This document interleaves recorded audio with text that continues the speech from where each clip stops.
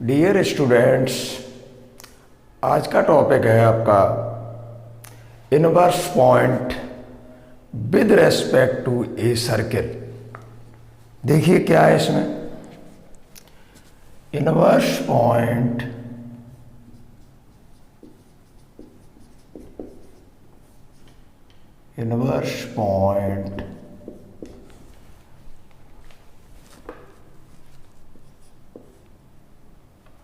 with respect to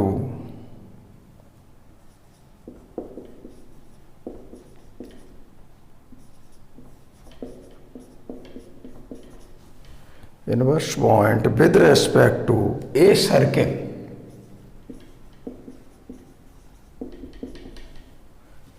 क्या है इसमें,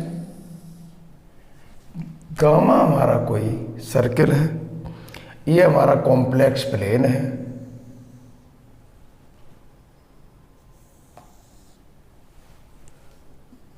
कॉम्प्लेक्स प्लेन में क्या है, ओरिजिन हो गई वो, ये एक्स है अक्ष, ये अक्ष वाई है। ये जो अक्ष है वो रियल होती है और ये जो अक्ष है वो इमेजिनरी।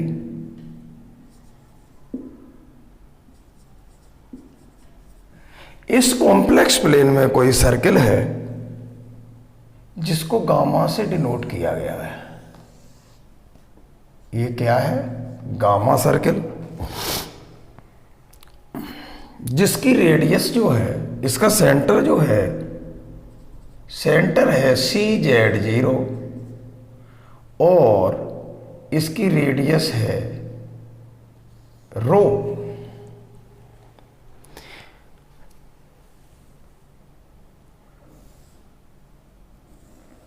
ये हमारा क्या है, ये भी यहां तक देखें तो रेडियस है, लेकिन चूंकि इनवर्स पॉइंट लेना है तो इस डायरेक्शन में मैंने इसको आगे ले लिया। अब जो है यहां पर कोई पॉइंट है ए, यहां पर कोई पॉइंट है ए अल्फा और इसके विद रेस्पेक्ट टू ये सर्किल जो गामा है, विद रेस्पेक्ट टू इसका है inverse point B, B beta, A alpha B beta. तो इनवर्स पॉइंट की प्रॉपर्टी क्या है कि एक जो हमारा इस सर्किल का सेंटर है CZ0 और दूसरा पॉइंट है हमारा इनसाइड, गामा जो हमारा सर्किल है उसके इनसाइड में पॉइंट है हमारा ए अल्फा, तो आउटसाइड में होना चाहिए बी बीटा। और एक खासियत है इनवर्स पॉइंट की कि जो ये CZ0 और ए अल्फा और आपका बी बीटा है वो कोलिनियर होने चाहिए, संरेख। ये जो तीनों पॉइंट हैं CZ0, A alpha and B beta, ये जो आपके पॉइंट हैं वो हमारे कोलिनियर होने चाहिए। और दूसरी प्रॉपर्टी है कि जो ए अल्फा है वो इनसाइड दी सर्किल है तो बी बीटा आउटसाइड होना चाहिए। तो ए अल्फा और बी बीटा जो है वो एक दूसरे के इनवर्स पॉइंट कहलाते हैं। लिख लीजिए,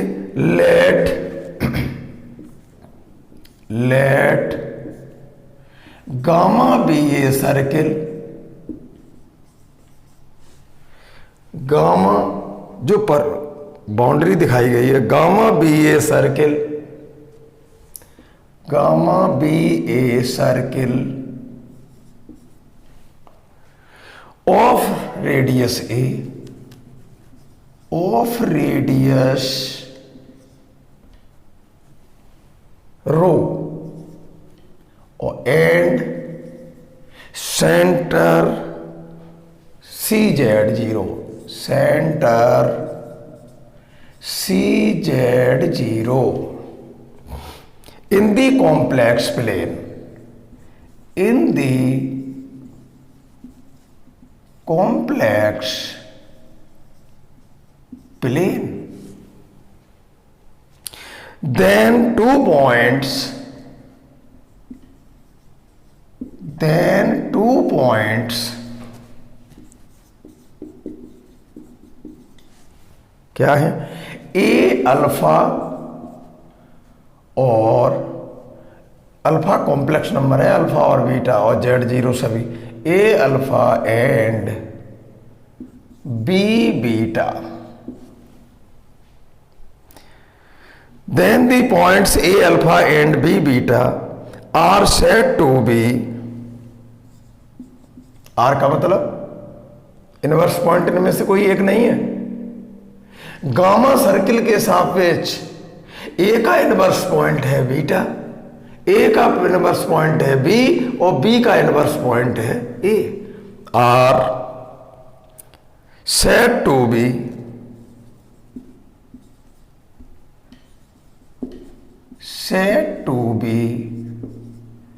inverse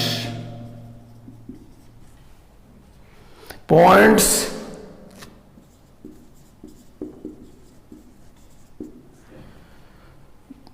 inverse point with respect to the circle gamma, with respect to the circle gamma,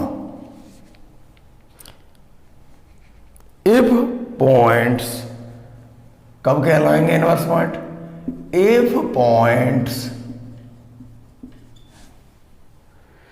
सी, आ गई वही बात, C A B, C A B are collinear, C A B are collinear,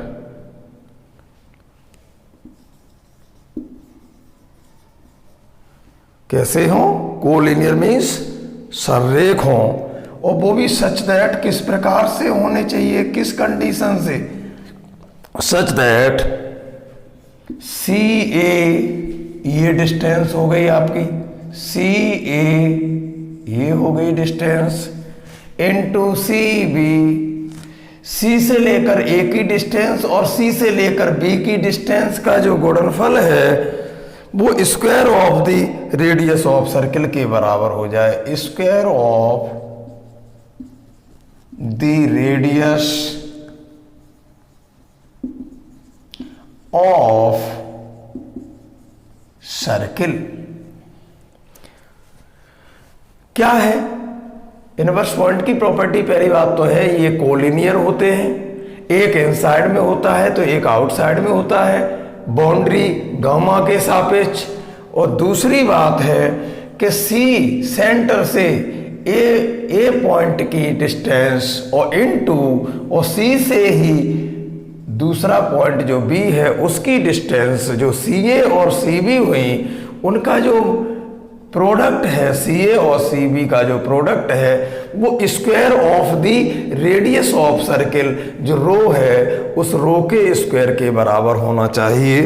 ये हमारी प्रॉपर्टी है। सी ए क्या है, कॉम्प्लेक्स प्लेन के केस में सी ए डिस्टेंस निकालें तो हम क्या करते हैं, सी ए क्या है, अल्फा माइनस Z0 का मॉडुलस, और सी बी क्या है, ये है बीटा माइनस Z0 का मॉडुलस। लगा दीजिए डिस्टेंस, सी ए का मतलब अल्फा माइनस Z0 का मॉडुलस इनटू और सी बी का मतलब बीटा माइनस Z0 का जो मॉडुलस हुआ वो हमारा रो स्क्वायर के बराबर होना चाहिए। तो ये हमारा इनवर्स पॉइंट की परिभाषा थी, ये कंडीशन हो गई इनवर्स पॉइंट की। अब कुछ डेफिनेशंस हैं तो उनमें से लिखिए, ओपन डिस्क बहुत अच्छी चीज है, ओपन डिस्क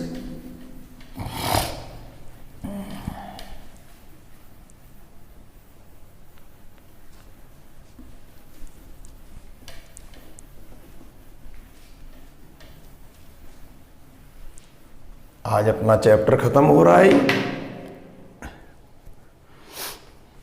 ओपन डिस्क ये था inverse point with respect to a circle. अब अपना है ओपन डिस्क। ओपन डिस्क क्या होती है, ओपन डिस्क ये हमारा कोई सर्किल है,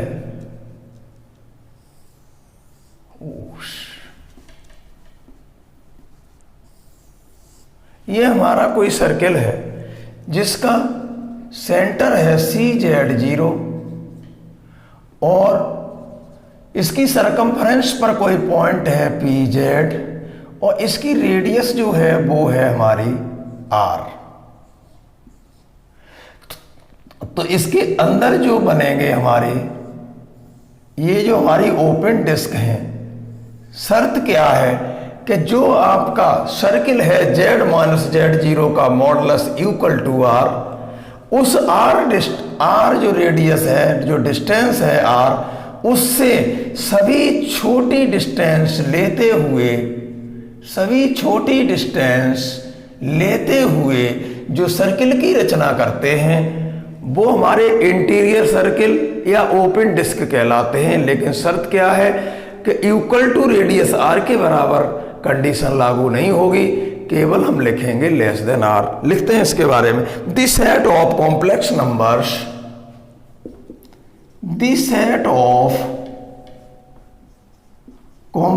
numbers,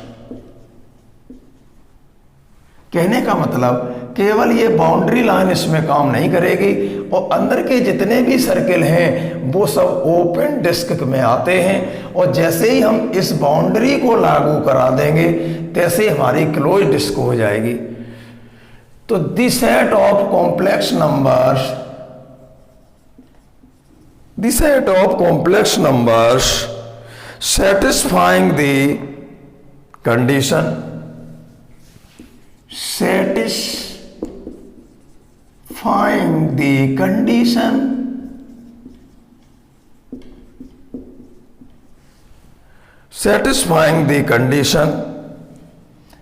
modulus of Z minus Z0 less than R। या अगर रेडियस हम रो लेते हैं तो रेडियस रो लेंगे तो लेस देन रो और रेडियस R लेंगे। चूंकि कॉम्प्लेक्स प्लेन में हम रो ले लेते हैं तो यहाँ पर लेस देन रो कह देंगे और इक्वल टू रो कह देंगे तो क्लोज हो जाएगा। सर्किल क्या है Z-Z0 का, सर्किल क्या है Z-Z0 का मॉडुलस इक्वल टू R है। उस इक्वल टू रो है, उस इक्वल टू रो के सापेक्ष बाउंड्री लाइन हो गई ये इक्वल टू रो वाली, उस लेस देन रो करते हैं तो ये अंदर के सभी हो जाएंगे और अंदर के सभी पॉइंट जो वो सर्किल बनेंगे वो इंटीरियर कहिए या ओपन डिस्क कहलाएंगे। इज कॉल्ड, ये जो हमारा है less than rho is called the open disk, called the open disk।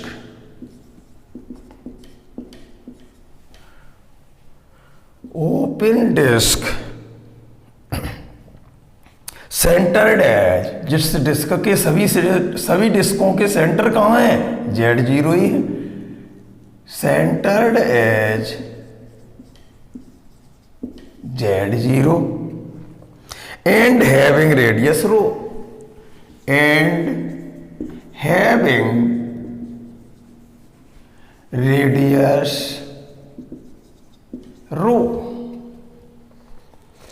इविडेंटली निश्चित रूप से, इविडेंटली मीन्स निश्चित रूप से, open disk is the interior of the circle, जो सर्किल के इंटीरियर में होते हैं। Evidently open disc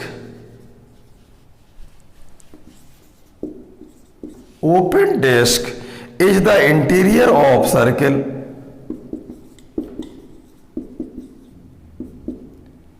interior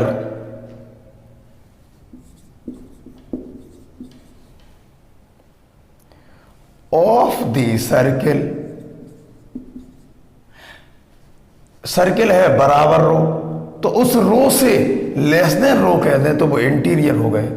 of the circle Z modulus of Z minus Z0 is equal to rho. इसी में एक बात और लिख लीजिए, इन पर्टिकुलर, अगली लाइन से लिखें, इन पर्टिकुलर मॉडुलस ऑफ जेड का मान लेस देन यदि 1 है, तो यहाँ जो जेड जीरो है वो जीरो हो गया, तो इस सर्किल का सेंटर तो हो गया ये जेड जीरो के साथ, इसे लिख सकते हैं modulus of Z minus zero less than 1, तो इसका सेंटर तो हो जाएगा जेड जीरो एच जीरो, और जो हमारी रेडियस है इसकी वो हो गई हमारी 1। Modulus of Z less than 1 represent the open unit disk, represent the open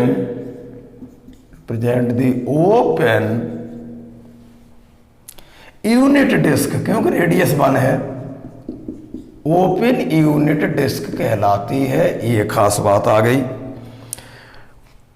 फिर अगली लाइन में लिखें, it is to be noted that it is to be noted that, क्या नोट करना है इसमें, क्या खास बात आ गई, noted that modulus of Z minus Z 1, ये जेड 1 क्या है, इनवर्स पॉइंट जब होता है, आउटीरियर जेड है बाउंड्री पॉइंट, जेड जीरो है आपका सेंटर पॉइंट, जेड है बाउंड्री पॉइंट, तो ये बाहर जो होगा वो बिंदु Z1 कहलाया है। एक्सटीरियर आपकी लेस देन रो कह दें तो इंटीरियर पॉइंट, बराबर रो कह दें तो बाउंड्री पॉइंट, और इसके Z0 को हम बाउंड्री से अंदर की बजाय Z0 को जो बाउंड्री के अंदर लेते थे Z0, वही उस बाउंड्री पर्दे के बाहर ले ले Z1, तो आउटीरियर है। देखिए आप स्थिति यहाँ पर Z बाउंड्री पॉइंट है, Z के अंदर है Z0 इंटीरियर पॉइंट हो गया, और Z के बाहर है Z1, इसे हम एक्सटीरियर पॉइंट कहते हैं या आउटीरियर पॉइंट कहते हैं। तो यहाँ पर Z0 कहा था तो इंटीरियर की परिभाषा हो गई, और Z0 की जगह बाहर वाला Z1 बिंदु कह दें। और शर्त क्या होगी, जब Z और Z1 इसकी जो हम निकालेंगे बीच का मॉडुलस, वो हमारा ग्रेटर देन रो होगा, रेडियस रो से अधिक हो जाएगा। रिप्रेजेंट दी, ये क्या रिप्रेजेंट कर रहा है, ग्रेटर देन रो कहें तो हो गया एक्सटीरियर, लेस देन रो कहें तो इंटीरियर, और बराबर रो कहें तो बाउंड्री पॉइंट। 3 परिभाषाएं यहां बन चुकी हैं, interior point, boundary point and exterior point. Represents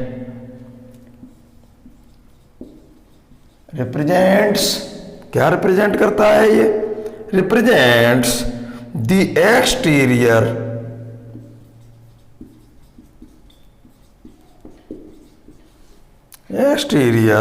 of the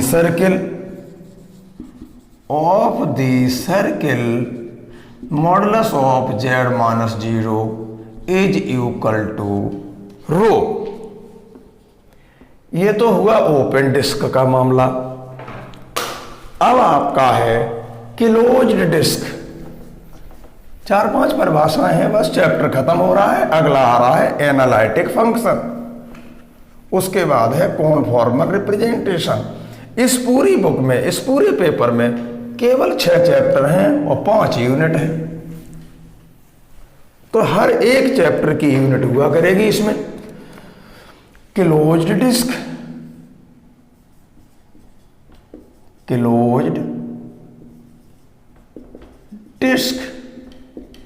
ये क्या होती है? क्लोज डिस्क में क्या, ओपन डिस्क है तो केवल इंटीरियर पॉइंट होंगे, इंटीरियर पॉइंट जो होते हैं हमारे उन पर सर्कल बनेंगे। और क्लोज डिस्क में क्या होता है, इंटीरियर पॉइंटों पर भी बनेंगे, लेस देन रो पर भी बनेंगे, और इक्वल टू रो पर का मतलब है बाउंड्री पॉइंट भी सम्मिलित हो जाएगा। लिख लीजिए, the set of complex numbers, the set of complex numbers, the set of complex numbers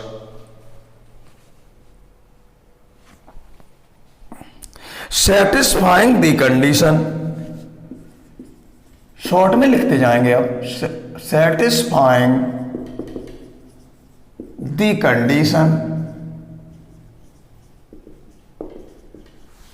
किस कंडीशन को सेटिस्फाइड करे, तो क्लोज डिस्क फिगर तो वही हो गया, modulus of Z minus Z zero less than और इक्वल टू रो, उसमें केवल लेस देन था तो इंटीरियर पॉइंट, और ग्रेटर देन हो जाए तो एक्सटीरियर पॉइंट, और लेस देन और इक्वल हो जाए तो हम उसे कहते हैं close disc.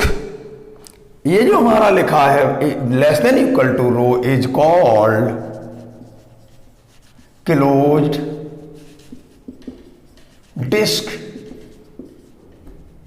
Is called close disc, और centred as Z zero and having radius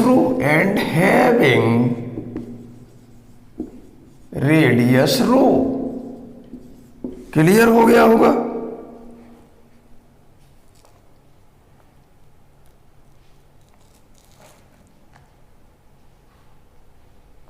ये हो गया आपका। अब हमारा क्या है, नेबरहुड क्या होता है, परिभाषा अगली है।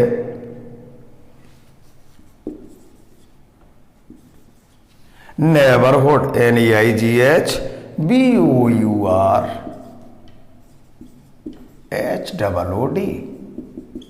नेबरहुड की परिभाषा क्या है, a neighbourhood of a point Z zero, short में NBD भी लिख देते हैं, neighbourhood, a neighbourhood of a point Z zero का नेबरहुड लिख रहा हूं। ए नेबरहुड किसका है, जेड जीरो पॉइंट का। Neighbourhood of a point Z zero is the set of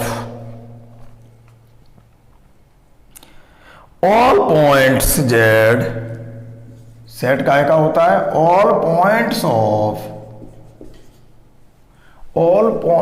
of Z for विच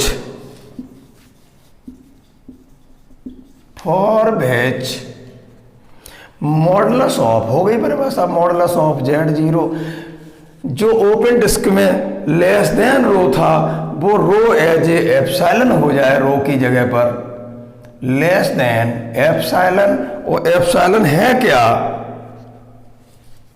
इसके बराबर जेड माइनस जेड जीरो का मॉडुलस लेस देन एप्सिलॉन होना चाहिए, वेयर जहां epsilon is some positive constant, some positive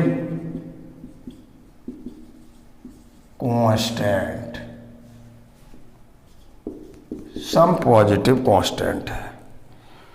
ये neighbourhood की परिभाषा हो गई। अब है deleted neighbourhood.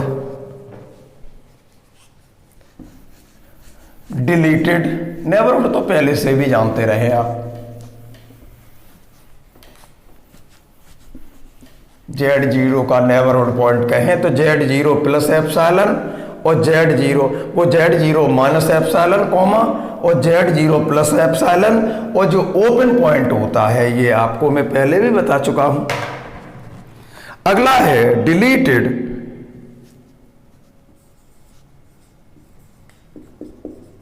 Neighbourhood.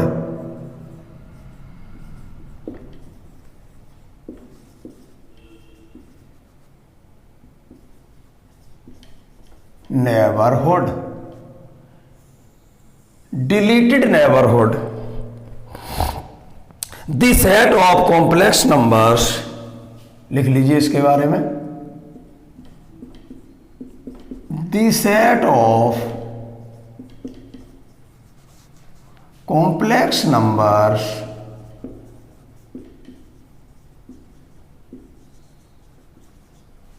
the set of complex numbers satisfying the condition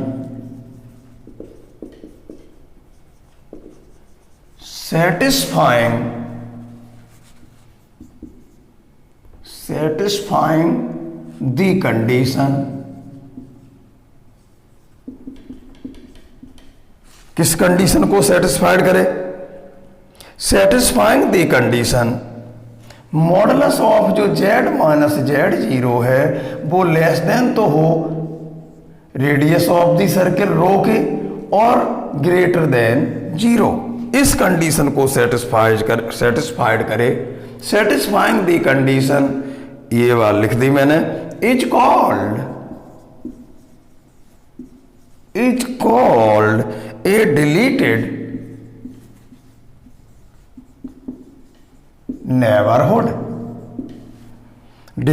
neighbourhood of the point. Deleted neighbourhood होता है किस बिंदु का? Of the point z0, of the point z0। नई लाइन से लिखें, और इसमें लिखें नई लाइन से, the set of complex numbers, the set of complex numbers satisfying the condition such that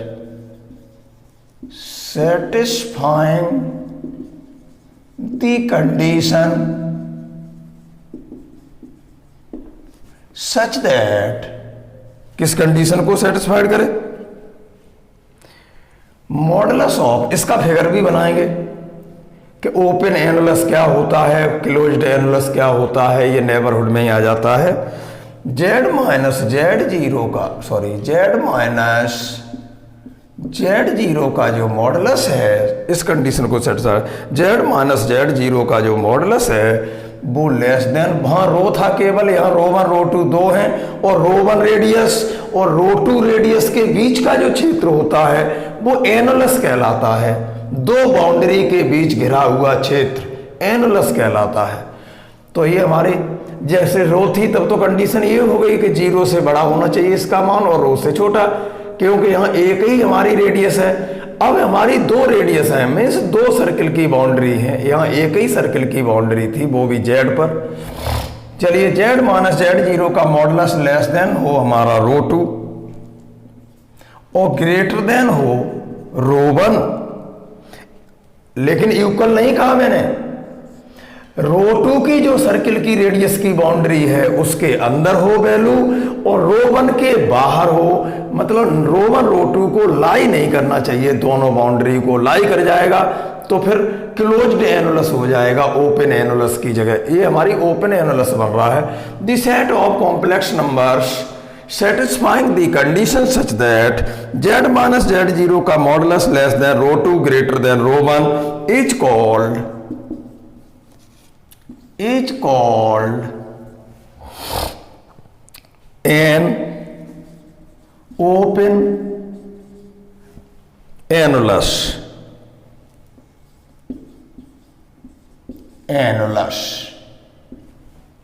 open annulus कहलाता है। सिमिलरली इसी प्रकार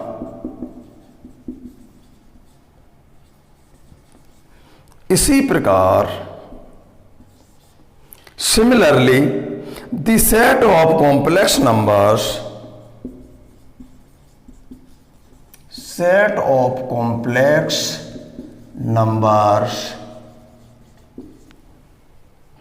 satisfying the condition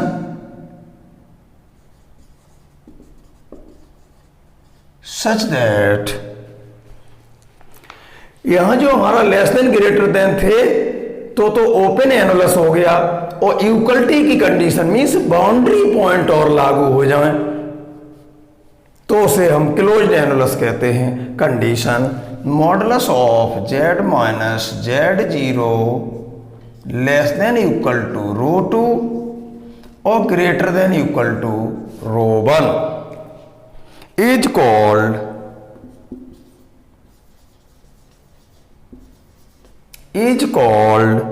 A closed annulus. इसकी फिगर बनाता हूं कॉम्प्लेक्स प्लेन में, बस खत्म होने वाला, लास्ट और रह गई बस एक।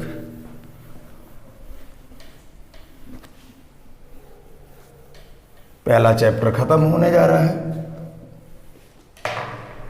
इसकी फिगर दिखाता हूं, ओपन एनुलस और क्लोज्ड एनुलस होता क्या है। ये हमारा, जैसे इसकी फिगर भी बना लो, ये है हमारा कॉम्प्लेक्स प्लेन।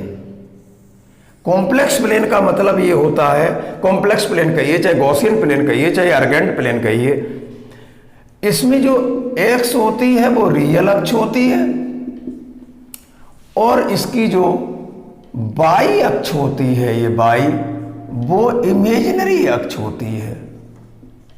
ये हम आपको बता चुके हैं।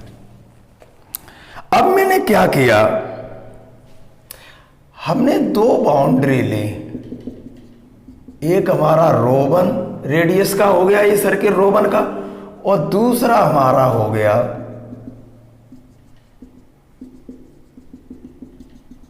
रो2 रेडियस का, रो1 का हो गया रोड, और दोनों सर्किलों का सेंटर एक ही है जिसे बोलेंगे CZ0, सेंटर हो गया।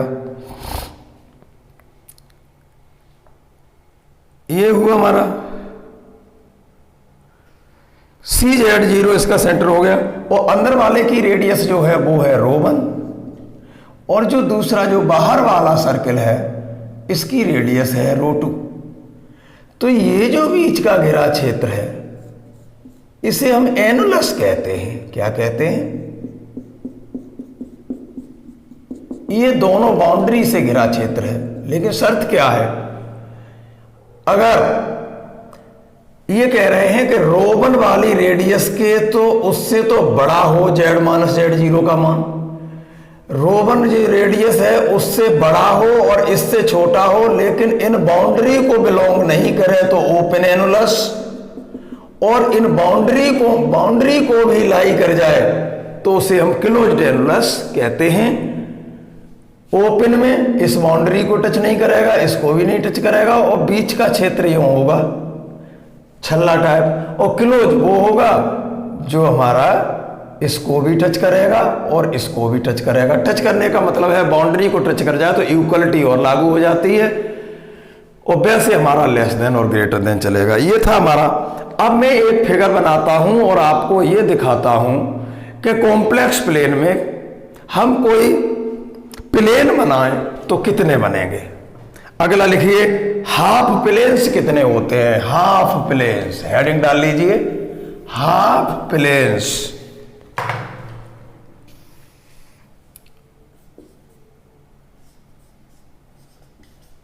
हाफ प्लेन्स बहुत बढ़िया तरीके से समझाऊंगा। पहले मैं लिख दूं, ये 4 प्रकार के होते हैं। नंबर 1, अपर हाफ प्लेन,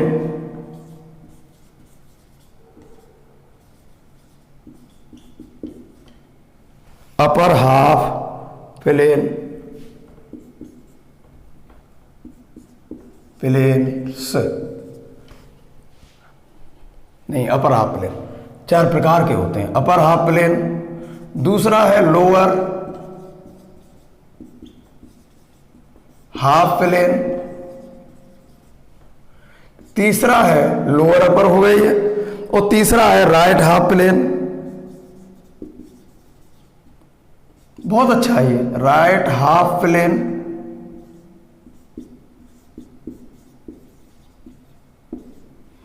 और चौथा है लेफ्ट हाफ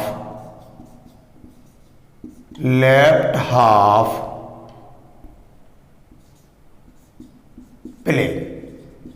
समझने की जरूरत है।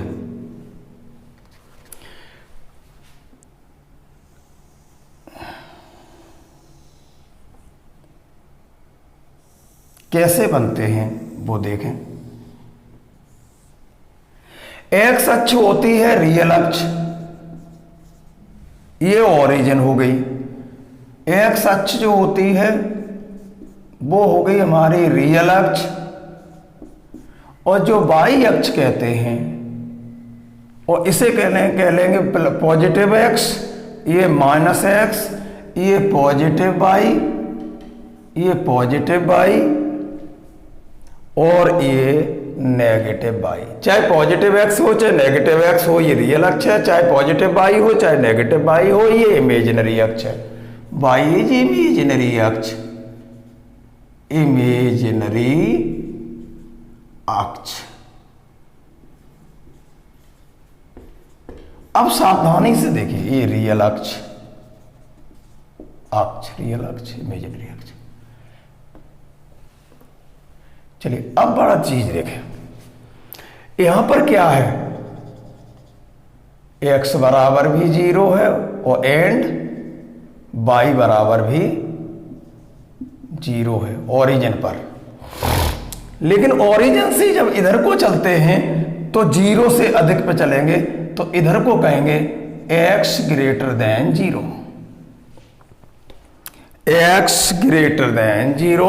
और पीछे को नेगेटिव अक्ष पे चलें तो कहते हैं इधर को चलें तो x लेस देन 0।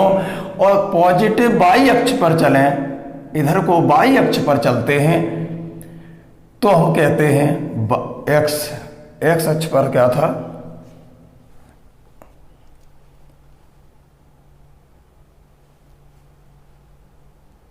बिल्कुल ठीक। इधर y अक्ष, पॉजिटिव y का मतलब होता है y का मान 0 से बड़ा, और नेगेटिव y का मतलब होता है, मैं ये नहीं दर्शा रहा हूं कि x अक्ष पर क्या लाई करता, वो नहीं, हम ये कह रहे हैं यहाँ x 0 है तो इधर को चलेंगे तो x के मान 0 से अधिक होते जाएंगे, पीछे को चलेंगे तो x के मान 0 से कम होंगे, ऊपर को चलेंगे तो y के मान 0 से अधिक होंगे, और नीचे को चलेंगे तो y का मान 0 से कम होगा, y यहाँ पर होगा। इधर को चलेंगे तो y less than 0।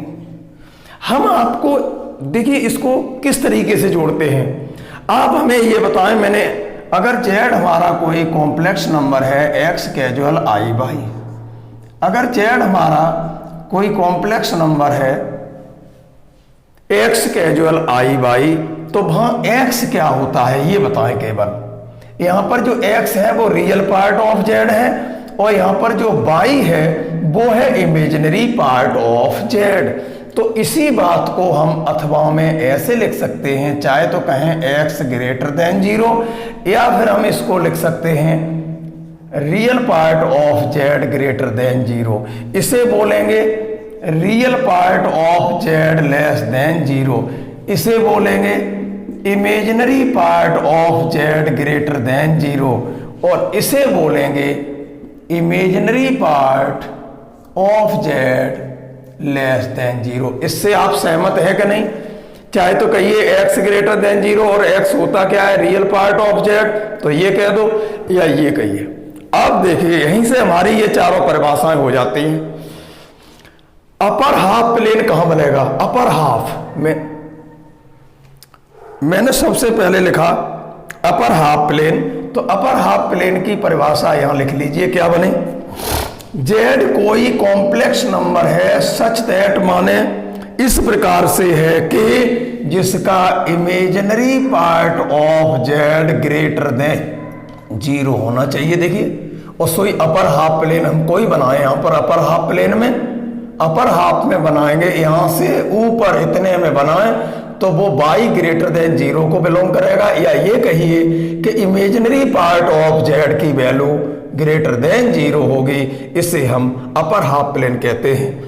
Lower half plane पर आ जाइए, लोअर हाफ प्लेन ये नीचे को है, तो यहां पर आप लिखेंगे कि z कोई कॉम्प्लेक्स नंबर है such that means, such that वो इस प्रकार से है कि इमेजिनरी पार्ट ऑफ z जो है, इमेजिनरी पार्ट ऑफ z कहिए या y कहिए, वो लेस देन 0 हो, तो उसे हम लोअर हाफ प्लेन कहेंगे।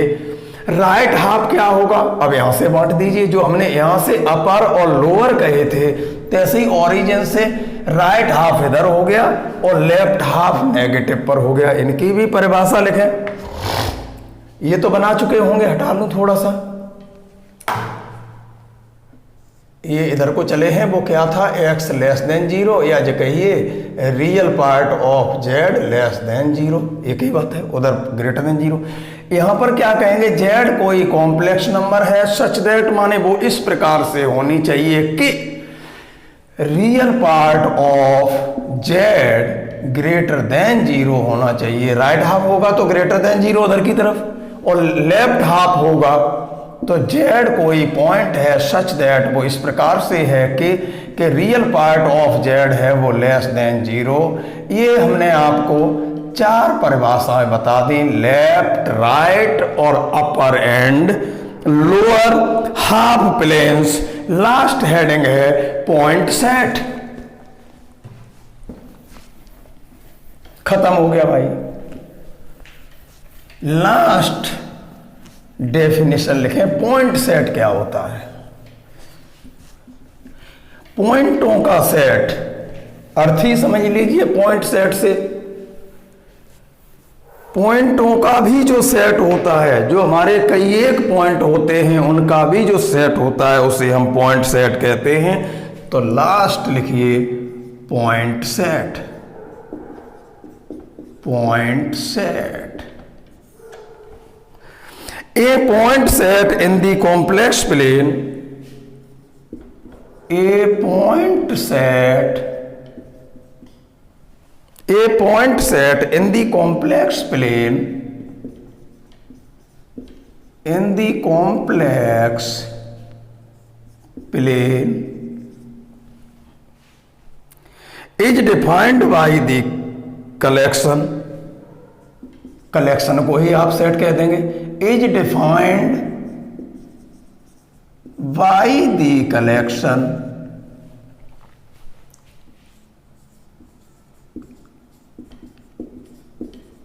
Defined by the collection of finitely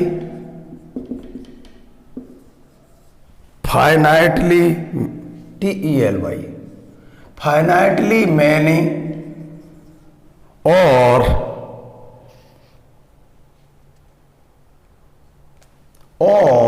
finitely many वो बिंदु हैं, वो फाइनाइट भी हो सकते हैं और जो सेट बना रहे हैं बिंदुओं का और वो इनफाइनाइट भी हो सकते हैं, और इनफाइनाइटली मैनी, फाइनाइटली मैनी निश्चित वाले, अधिक से अधिक जितने निश्चित हों और अनिश्चित हों मैंने पॉइंट्स। कैसे पॉइंट्स होने चाहिए, फाइनाइटली भी हो सकते हैं और फॉर एग्जाम्पल, फुल स्टॉप के बाद लिखें फॉर एग्जाम्पल,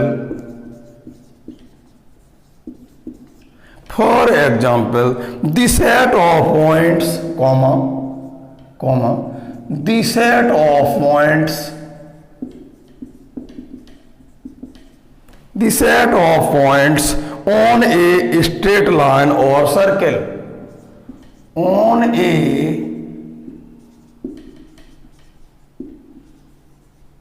straight line और सर्किल, ये इसके एग्जाम्पल है।